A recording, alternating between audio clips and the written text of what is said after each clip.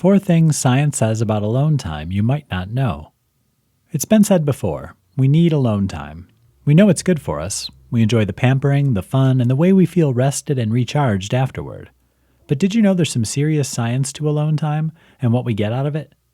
Read on to find out some things about what science has proven about alone time. Some of these might even be pretty surprising. Alone time leads to empathy.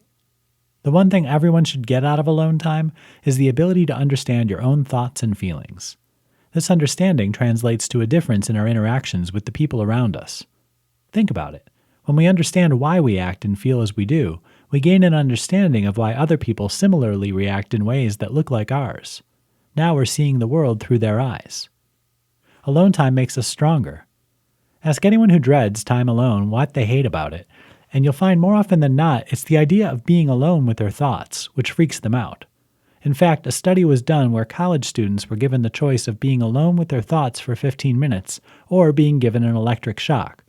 67% of men and 24% of women chose the shock over what was in their heads. So imagine how much stronger you are than the average person when you're accustomed to your own thoughts, not to mention comfortable with them. Alone time shows the world around us how to behave. Anytime we model behavior for others, especially children, we shouldn't be surprised when they follow suit. The critical thing to realize here is just how important it is for children to see us embracing time alone. When we show them we focus better, can clear our thoughts, and manage our emotions better through alone time, they learn these things too.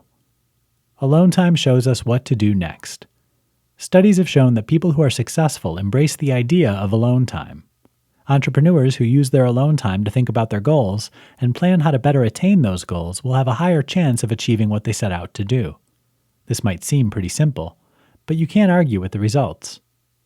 So where does this leave you? Simple. Alone time is not only optimal, but it makes sense scientifically. If you want to get ahead, you start by pulling back to where you enjoy first the company of yourself and the joy of what you can accomplish on your own. Then get out there and take over the world.